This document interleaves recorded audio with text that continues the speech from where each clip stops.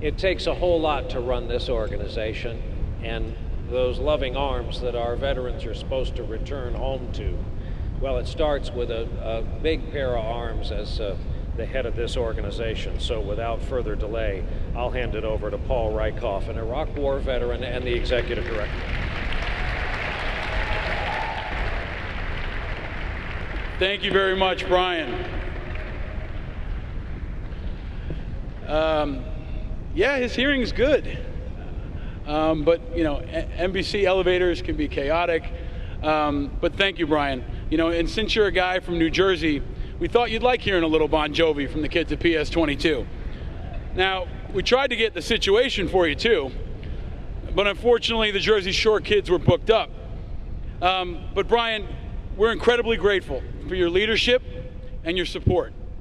You've been a respected, thoughtful, honorable conscience for our country through some of the toughest times over the last few years. And you've gone to Iraq and Afghanistan and put yourself at risk to ensure America doesn't forget that we're a nation at war. You've been a huge advocate for our troops and for our veterans, and we thank you.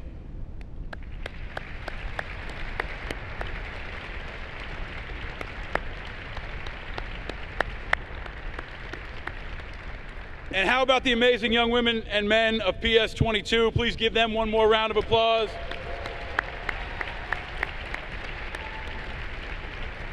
Our thanks to them for being a part of this amazing night for the second year in a row, and special thanks to their inspiring teacher, Craig Breinberg. Thank you, guys. Now, these kids represent the best of our nation's future, like Sherman Watson, the man you saw in the video, a man with 3 Purple Hearts, who's here tonight with his wife, Kira. Sherman, you're an inspiring leader, and we're humbled to have you here. Please give it up for Sherman.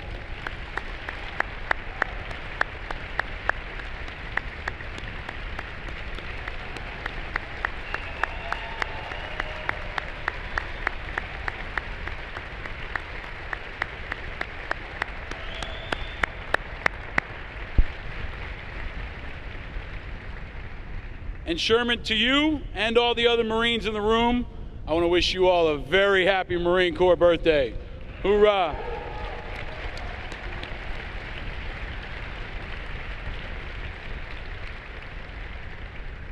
Now, many of you in this room have invested in IAVA since the very beginning. Since we started back in 2004 with no money in my studio apartment on the Lower East Side with 3 of us huddled around a single laptop. And from the beginning, you believed in our ideas, in our people, and our future. You believed we could build a national movement, and tonight, that future is all around you. So I need to thank our early supporters, especially the founding members, people like Bobby Yen, Dave Chasteen, Rob Acosta, and Yannick Marshall, men and women who believed that our generation needed its own voice, a voice that didn't exist when I got home in 2004.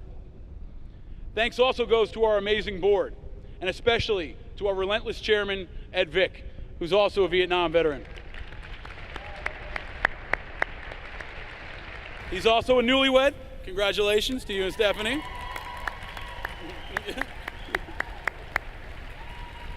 Yes, yes.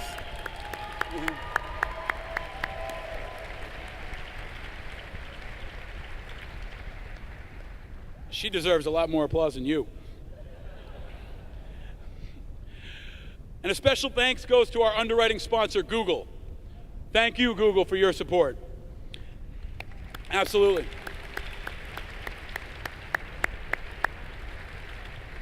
And thank you to our presenting sponsor, Citi. Thank you, Citi. And to all the other sponsors that made tonight possible. Thank you.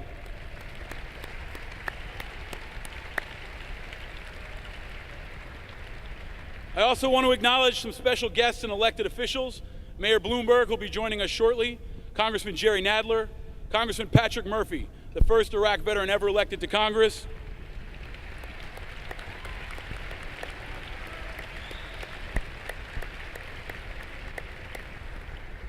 and also Rob Gordon, Undersecretary of Defense. I also want to thank our past honorees, people like J.R. Martinez and Bob Woodruff, and heroes for our community in the room tonight like Bonnie Carroll and Marie Tillman. Thank you for what all of you do.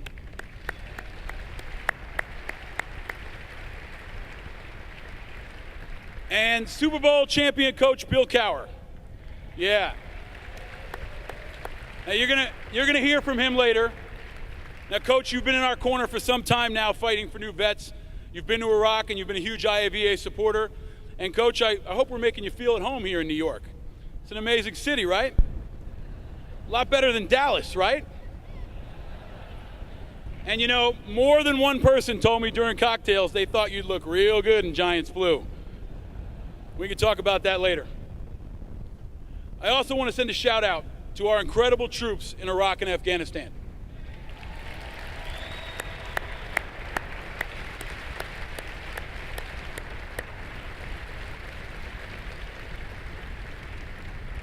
It's 5:30 a.m.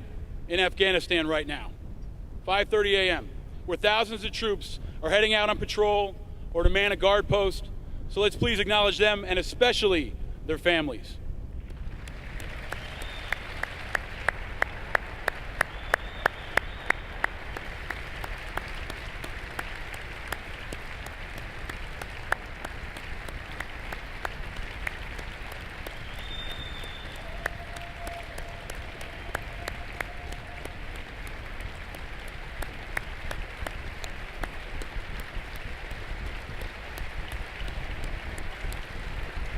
Definitely. Thank you. Thank you for all that you do. Thank you all.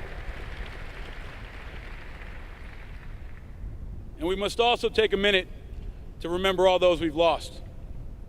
It was exactly 7 years ago this week that the first soldier in my unit was killed.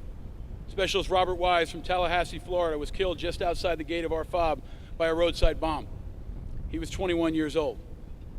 I'd like to ask all of you to please take a moment of silence to remember him and all the other men and women who've fallen.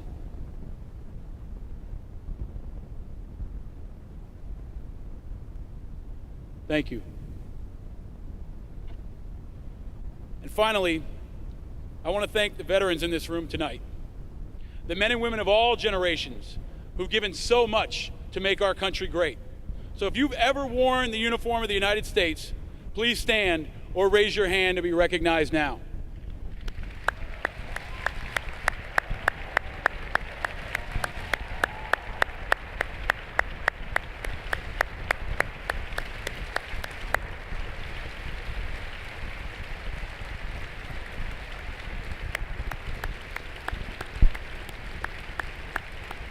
Thank you all for your service. Thank you. Thank you all for your service. So on behalf of the amazing staff, board, and volunteers of IAVA, I want to welcome all of you to Veterans Week 2010. Yeah, you can give it up. It's something to celebrate. I know Conan's got a new show and President Bush has got a new book, but there's something else going on this week that's pretty big too. And 2010's been a year of impact. Thanks to many of you, it's been the year that the lean, mean, innovative IAVA machine really started humming. A year defined by delivering real results to Iraq and Afghanistan veterans nationwide. In just the last 10 months, IAVA directly helped over 3,000 new veterans navigate their new GI Bill benefits. We had over 500,000 visits to the new GIBill.org website. We had nearly 2,000 media hits. And we gave out 5,000 new business suits to veterans returning to the workforce through our innovative website, The Rucksack. We testified 20 times in front of Congress, held nearly 200 local events around the country, and most strikingly of all, in just 10 months, IAVA grew our membership by 77%. That's a 323% increase in just the last 2 years.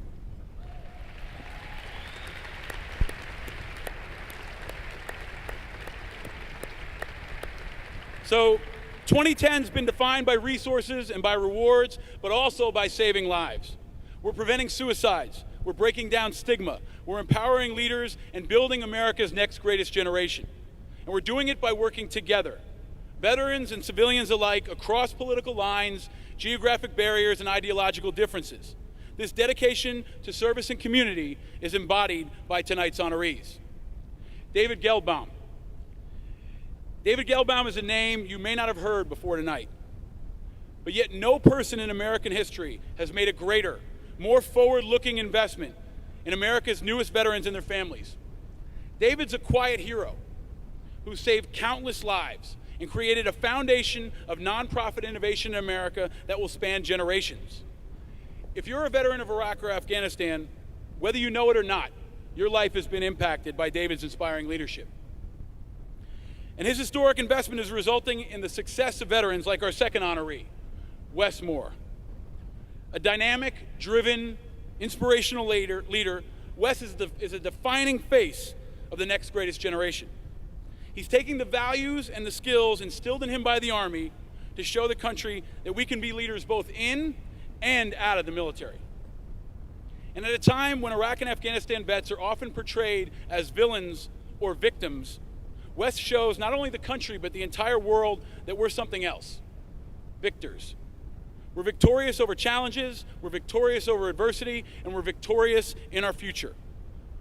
Leaders like Wes are working with IAVA to redefine the way America supports, thinks about, and talks about new veterans. Just a few years ago, terms like IED, TBI, and PTSD were rarely recognized or understood. Now, from the White House to the local street corner, the dialogue has changed. But it still hasn't changed enough. For far too many, our issues are still off the radar. Just last week in the election, only 3% of Americans listed the wars as a top issue. In a divisive, hyper-partisan election year, our troops and veterans should have been the one thing that our entire country prioritized and united behind. But it didn't happen.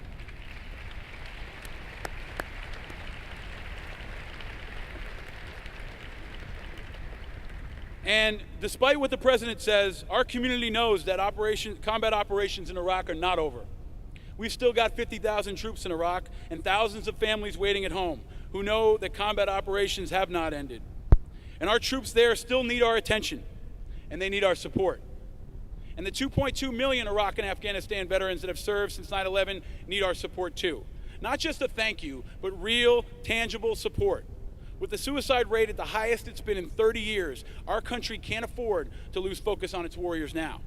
And we can't afford to lose another veteran like a young Marine sniper, an Iraq vet, and Port Authority cop who recently took his own life. When veterans lose their battle with PTSD or depression, their families are left to pick up the pieces, and it's a loss to the entire nation. But unfortunately, right now, veterans transitioning home aren't getting nearly enough support on Capitol Hill. This year, not only did the suicide epidemic fall on deaf ears in Washington, but so did VA disability reform, badly needed upgrades to the new GI Bill, and record unemployment facing new vets. There was no significant progress on any of these issues in Congress. So with the jobless veterans rate soaring, DC remained gridlocked. But just like we learned in the military, IAVA improvised, adapted, and overcame. We looked outside the Beltway to reverse the trend and tackle unemployment. Working with corporate partners like Miller Coors and Joseph Abood, we worked with local governments like the city of San Francisco and with other nonprofits like TAPS and the Ad Council.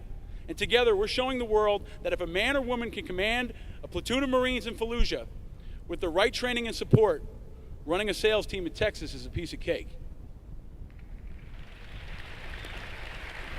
Now, these partners help us provide critical, innovative support, and they keep every single IAVA event, service, and tool 100% free for IAVA members and their families. So you may have noticed, we do things a little differently than some of the other veterans groups. And thanks to your support, IAVA doesn't charge membership dues. We believe vets have already paid their dues in Iraq and Afghanistan. Todd Bowers, he's done 4 tours since 9/11. He's our deputy director, our motivator-in-chief, and he's also an IAVA member. And he summed it up recently. He said, IAVA is unique. We gave away tickets to Major League Baseball games for free, while other vets groups charge membership dues, and all it gets me is 10% off on a hemorrhoid pillow. And Todd asked me to make it clear he did not, in fact, buy the pillow. We'll be relentless in pursuing our mission, just like we were in Iraq and Afghanistan. We've built one of the most innovative, effective nonprofits in the country, and one of the most important movements for our generation. At IAVA, we want to transform the landscape, to be the Google of nonprofits, constantly innovating, pushing the mold, and striving to better serve our community. And we're just getting started. And we'll be there for thousands of other veterans around the country tomorrow, next week, and for many years to come. You're not here just to invest in a charity. You're here to invest in our future. You're investing in a social movement focused on making this country great. And you're investing in the best that America has to offer. The men and the women sitting with you here tonight, all around these tables, are future leaders. Leaders who have served their country overseas and want to continue to serve back home. A generation of leaders who will become our coaches, our teachers, our inventors, our social entrepreneurs, our CEOs, our congressmen, and maybe even one day, our president. Thank you for standing with us. Thank you for supporting our fight, and thank you for being a part of Veterans Week 2010.